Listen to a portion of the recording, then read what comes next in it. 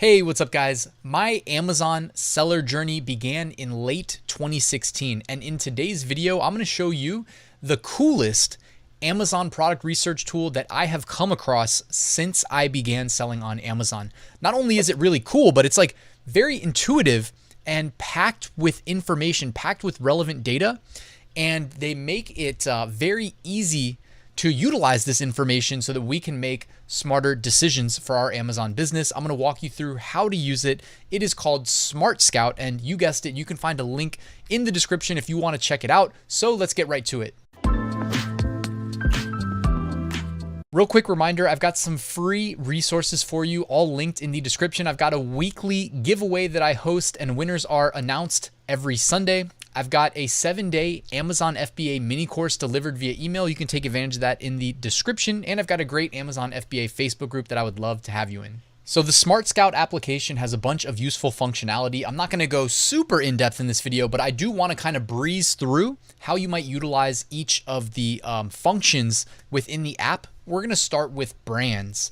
Brands are, well, hey, brands are what you have to assign your product to when you sell on Amazon. And you can honestly start a brand with just launching a single product. Back in late 2016, early 2017, when I launched my first product, I ended up adding that to a brand that didn't exist prior to me launching that product. And I ended up being successful with that product launch. And I expanded that brand out to include, I think at its peak, it was 12 SKUs. And to this day, I still sell in that brand. Interesting stories along the way, of course, because it's been over 5 years. A lot of the standard stuff that comes with selling on Amazon. But anyways, with Smartscout, we can spy on brands, right? And it's not even spying, like it shouldn't have a negative connotation. This stuff is out there. It's on Amazon, but what do I say when I'm talking about becoming an Amazon seller? We need to switch our brain from seeing Amazon, the marketplace, as a buyer being marketed to, and we need to start seeing it as a seller. What are the most successful products doing well? What are they not doing well? Just learn from it and improve upon it and utilize that information in our products. So here we can see some of the best-selling brands. It's actually sorted by monthly revenue estimated on Amazon. You can see HP and Apple and Dell are the top 3 by estimated revenue. I don't know if this is sorted by electronics. No, it's not. Okay, so the default view is not sorted by electronics. Doing quite a bit of money, 300 plus million a month. That is incredible. But for the t-shirt sellers watching this video, because we do talk a decent bit about print on demand on this channel, why don't we have some fun? In the brand search, I'm going to type in Born, everybody's favorite brand, Born. Somehow, if you guys remember the story, there was a little bit of manipulation where people were adding t-shirts to this brand and then getting improved placement in search results. So here we can see the Born brand category: clothing, shoes, and jewelry. Primary subcategory, okay, flats, as in shoes, right? Notice it picks up the primary subcategory, but those print-on-demand sellers watching, we know that there's a lot of t-shirts being submitted to that brand as well. Amazon in stock rate, you can see stuff like that, average number of sellers, average price, etc. Monthly revenue estimated almost $500,000 a month. That is pretty crazy. But here's what's cool. You see the magnifying glass on the left-hand side? We can click that, and then we can do things like go to products. And now, all in one view, look how quickly that just loaded. It's like they have a replica of the Amazon database that we can query in real time and gather a ton of information without having to go and grab 5 different Chrome extensions that maybe we have to pay for all 5, depending, and then go and use them to pick each data point out and have it isolated to just one product. Well, no. How about a table view of the data right behind me? Here's what's funny. We already knew what we were getting into when we selected the Born brand. We've got shoes, and then we've got best-selling t-shirts. Okay, so we can actually look at the Born t-shirt bestsellers that are also kind of abusing the system. See, I'm not saying that we should submit our t-shirts to this brand. I'm just saying that, hey, let's spy on the people who did and see how, they're basically benefiting from somehow this is still happening. The manipulation, the improved placement you get in search results. A lot of birthday shirts. So anyways, you can basically get an in-depth look into brands doing this. And from here, you can click dashboard and get like a high level, even the word cloud behind me, by the way, I'm going to hide myself. You can see Born shoes for men, Born shoes for women, Born sandals. Okay, so you can actually get like an idea of the search terms you may want to advertise on, or if you're not running ads, just include them in your product listings because, hey, these are what people are searching on Amazon associated with this brand of products. So I'm not saying you should rip off this brand. I'm saying if you want to start a competing brand right here, just like that, a couple clicks, we're already getting some insights into how this brand is established on Amazon. Like their real estate on Amazon is represented in these keywords directly behind me. You can see things like, the average selling price, the monthly revenue, average reviews, just all the information that you would want to see. By the way, average product size, also pretty important if you're selling your own FBA products because, hey, the more, physical volume, physical space your products occupy, you're going to get classified into a bigger tier and you're going to pay more in things like storage fees and fulfillment fees, as you would expect. You can click sellers and you can see like what sellers are on these listings. You may actually see Amazon on a lot of them too. And that could be a result, I believe, of things like if you have an FBA product and it gets returned, well, Amazon warehouse may create a listing on or create an offer on your listing where they classify the quality of the return and then say, hey, this is available as new, as like new, as used, or you know what I mean? I'm sure you guys have seen it. If you haven't, you should typically take a look because you can save some money doing that.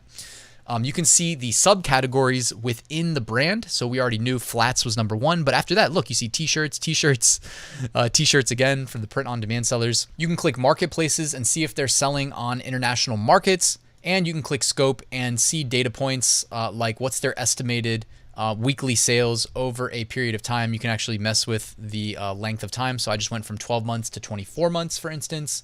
And you can see a breakdown of the various categories that their products are listed in. So with a big shoe brand, you're going to see a lot of the different like shoe related subcategories.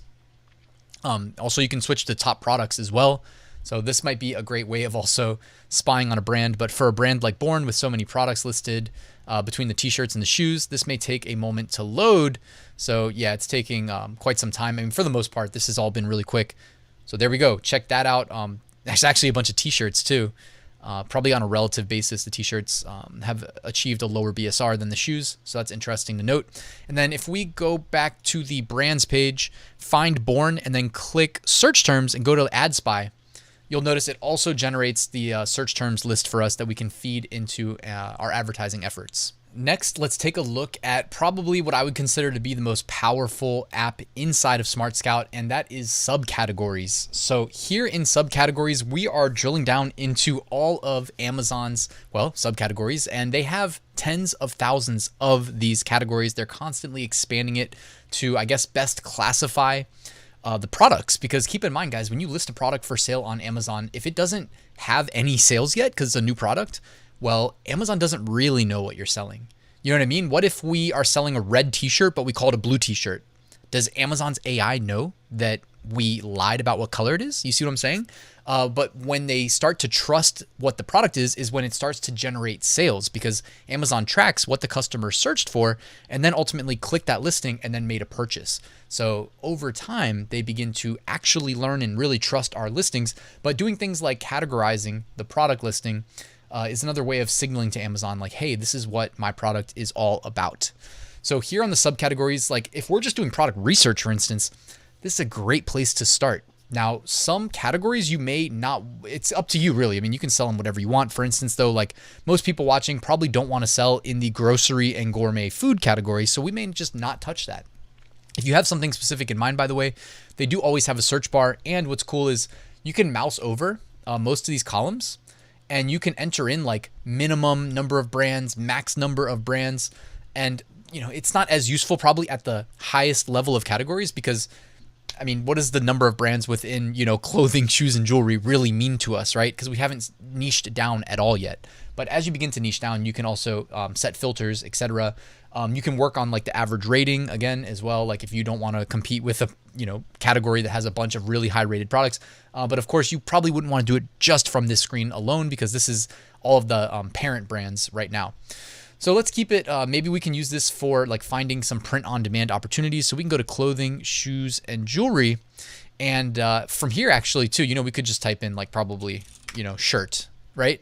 And now we've got all of the t-shirt related categories. Now, if we're selling print on demand, we'd probably want to look at the generic like men's clothing, shirts, t-shirts, right?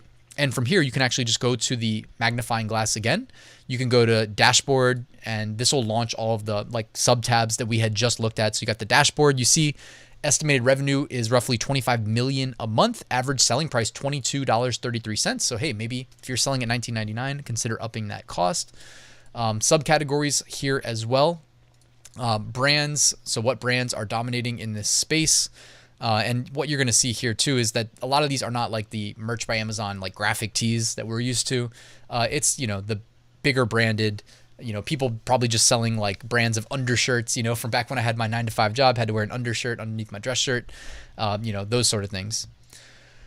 You can see the products, and I believe, it's sorted again by highest monthly revenue estimate first. But if we're seeing like, okay, so we have Gildan, white tees selling $127,000 a month.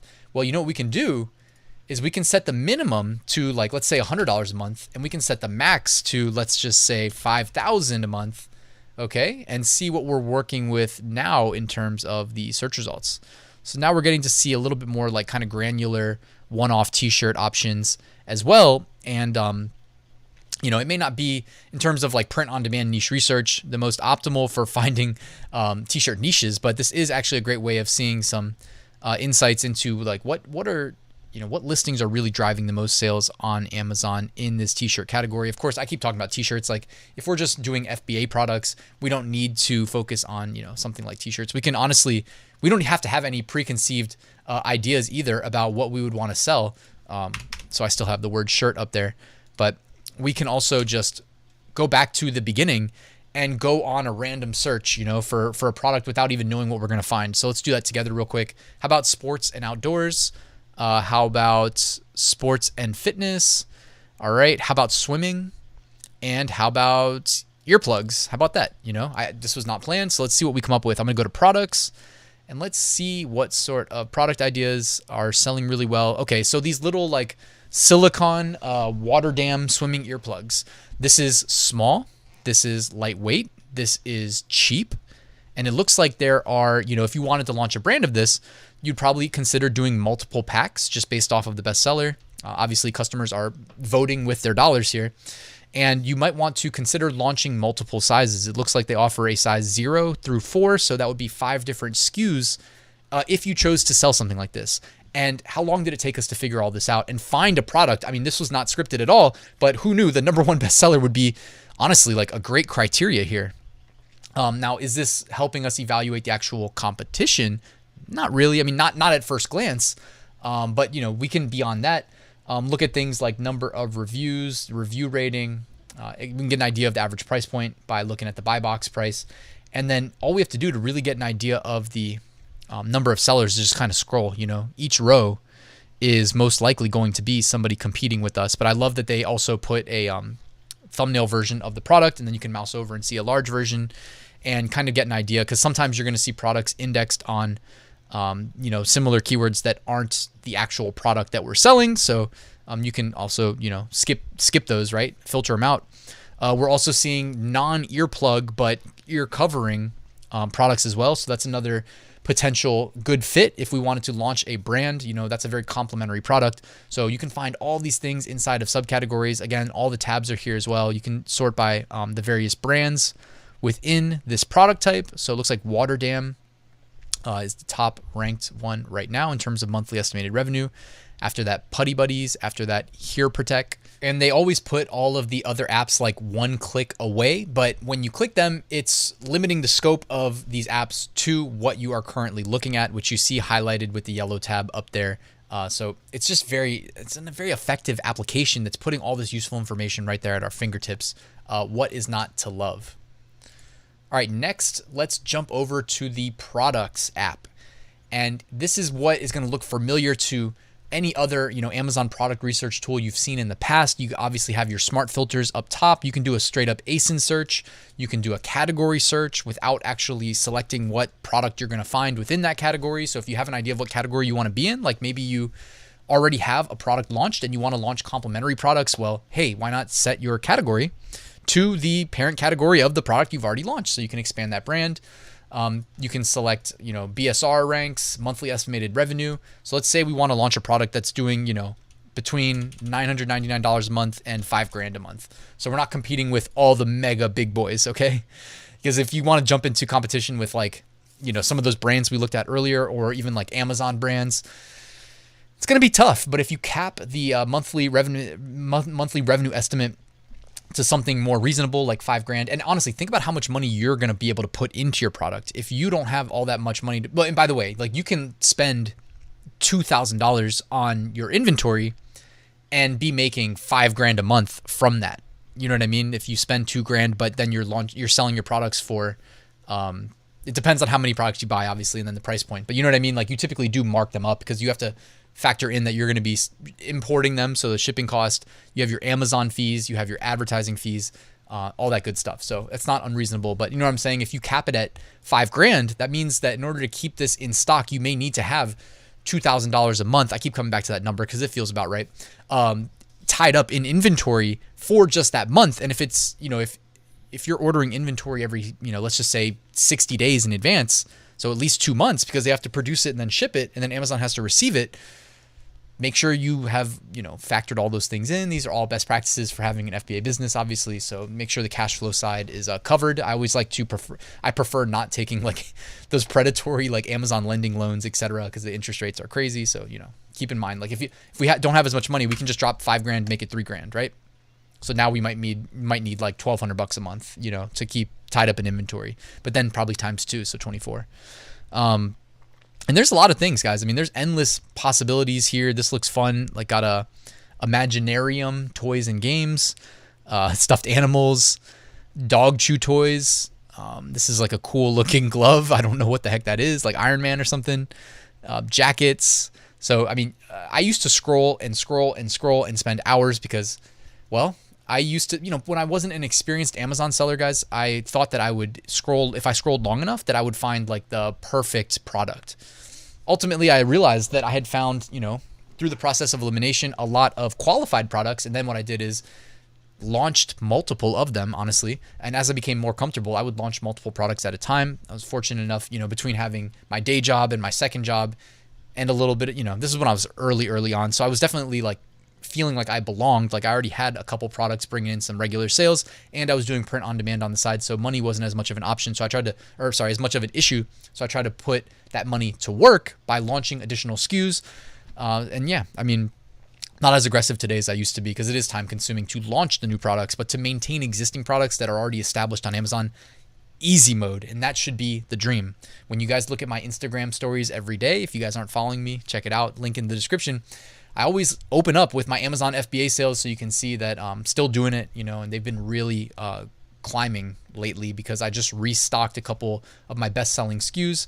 I don't want to get into that story today, but, had a little bit of had to make a big pivot, let's say, but still got to utilize the old listings. So actually, I was going to say I like these shoes. They're not the shoes that I have, but similar. Got some Adidas that I really like, Cloud Foams.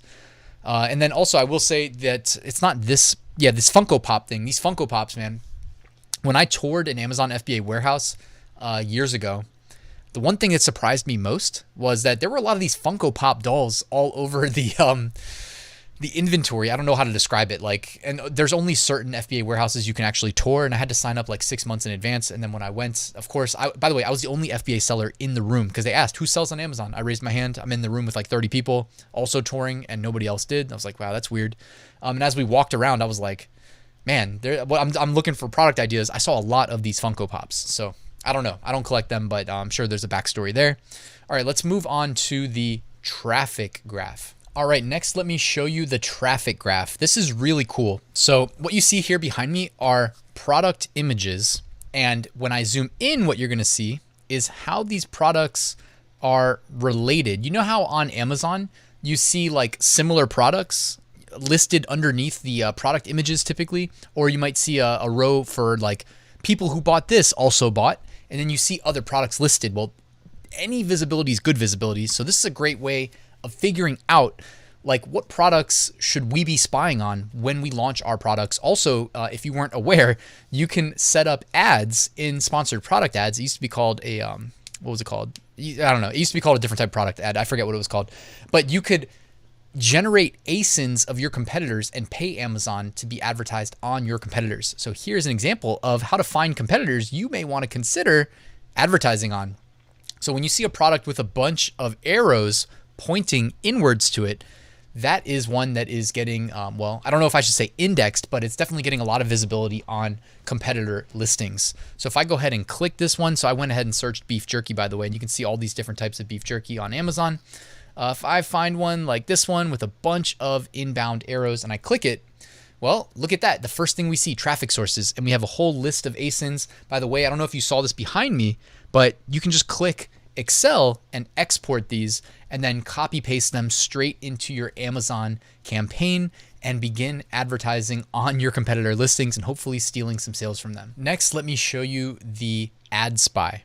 So the easiest way to use ad spy instead of just clicking directly to it is to utilize any of the things I just showed you with brands, subcategories, products, traffic graph, etc. So we were just looking at beef jerky on the traffic graph. Let me just show you when I am looking at a beef jerky listing and I go over to search terms, what do I see? Well, how about that? We see not only a list of relevant search terms to this product that are going to be very useful to us if we're advertising, although I will say definitely pay attention because you can see one of the search terms is the actual ASIN for this product. Actually, it's not the actual ASIN, but it looks very similar. It starts with B07. Anything that starts with B07 is typically an ASIN.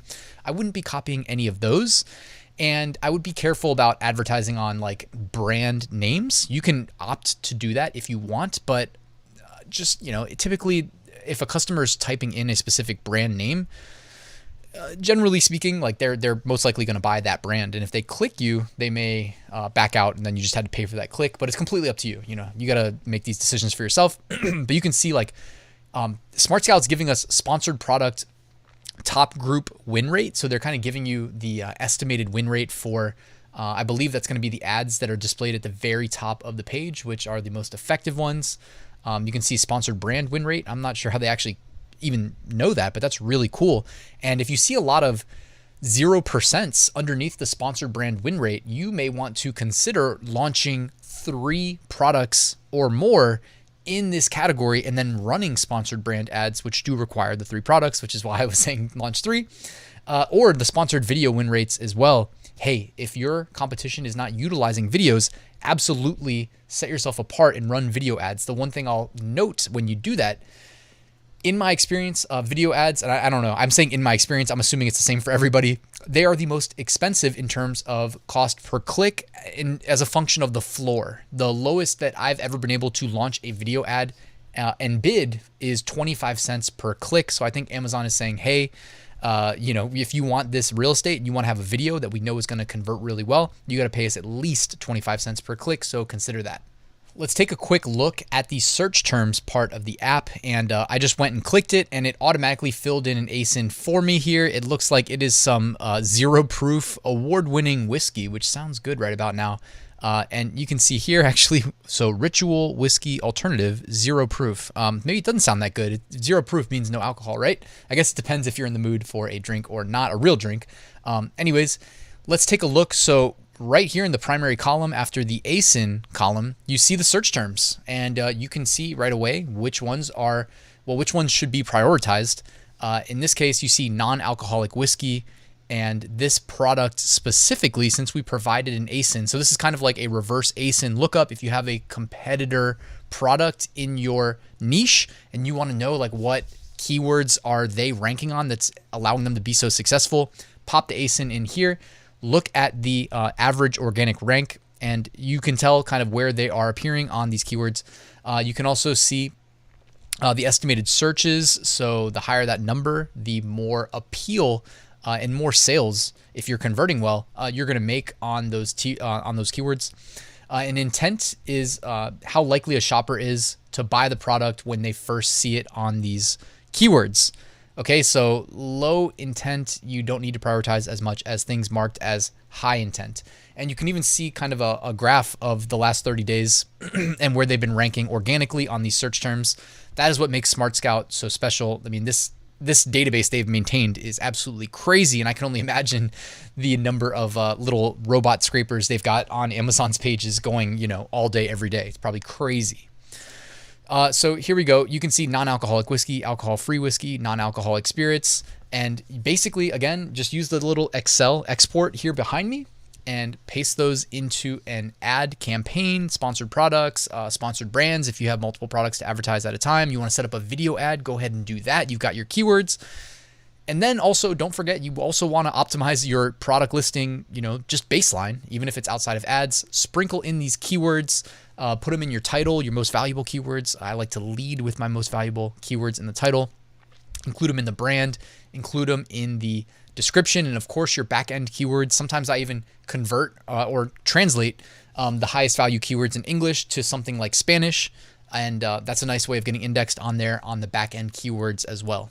All right, last but not least, let's go to the FBA Calculator. And again, I love that they do this. When you click it, it automatically puts in just an ASIN. It's great for demo purposes, like right now, by the way. So I don't have to go find a product and keep copy pasting the ASIN in. So you can see it chose a friendship bracelet maker. Okay, cool. So that's just giving us an example product here, so we don't have to find one. We can see how Amazon classifies it in terms of Amazon's size tier, which anybody who sells FBA should be familiar with, even though they have changed it a bit over time. Again, the bigger the product classification in terms of size, the more you're going to pay in storage fees, the more you're going to pay for shipping. All in all, it's, you know, but it's part of the game, right? But sometimes, you know, I've sold products where you can package them differently, request a remeasurement and get classified as a smaller size tier and save some money. In the past, it used to be when they had less size tiers, it could be more significant. So it's just something worth noting. All right, so you can see the longest side, median side, shortest side, the weight.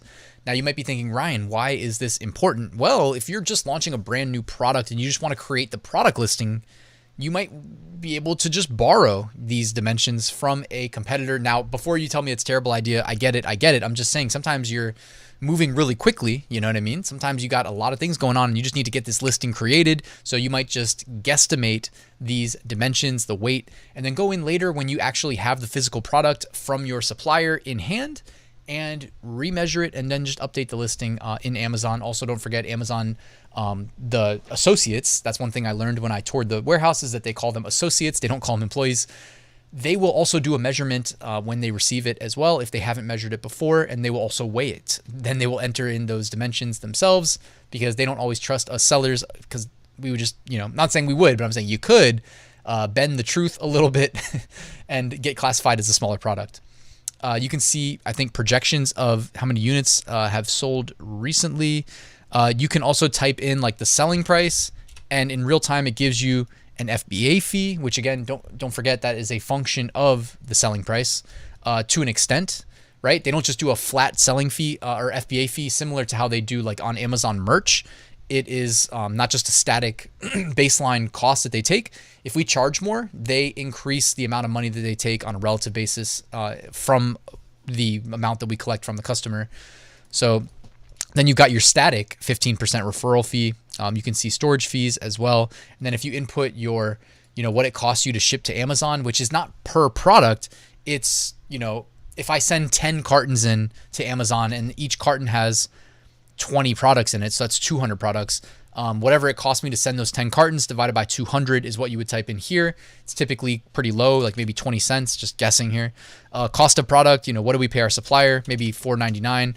So net profit is $7.22 per sale. Net margin, 36%. And that means, hey, we can run our ACoS of our ads up to 36.13% and still be breaking even. So that's how I always think of things before when I see the actual profit margin, I'm like, okay, well, that's just how much I have to play with for my advertising budget without losing money. And that's pretty much it, guys. So let me know your thoughts about Smartscout. Check it out. The link in the top of the description will take you straight there. And then I believe you can get a 7-day free trial as well. So take advantage of that. Let me know your thoughts. This is great if you're just thinking about starting or diving into Amazon. You're not going to find an easier, more intuitive app with more information.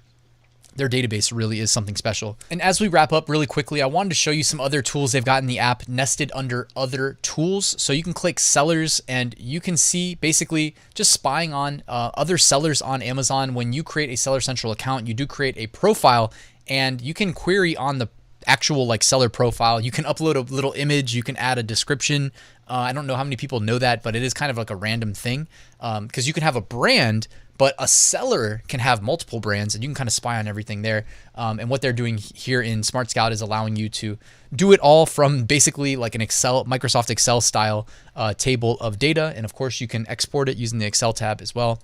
They have an interesting seller map here where you can kind of dive in and spy on where sellers are actually located, because this stuff is actually publicly visible on Amazon as well. So they're just expert, like masters of scraping data from Amazon. Can't believe somebody actually did this too. This app is awesome.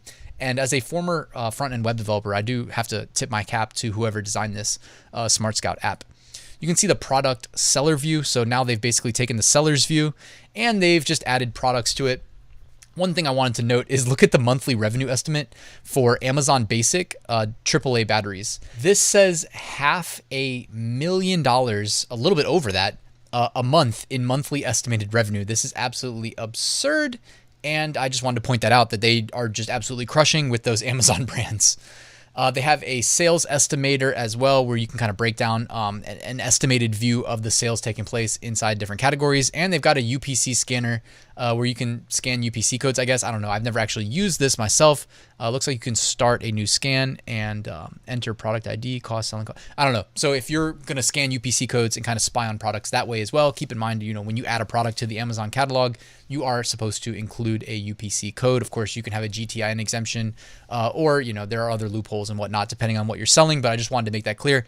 Guys, let me know what you thought about this video though. Hopefully it helped. Hopefully you find Smartscout really useful for your FBA and Amazon selling experience. Please hit that like and subscribe button and check out Smartscout, and the link will be at the top of the description, guys. Thanks for watching. I'll see you tomorrow with a new video.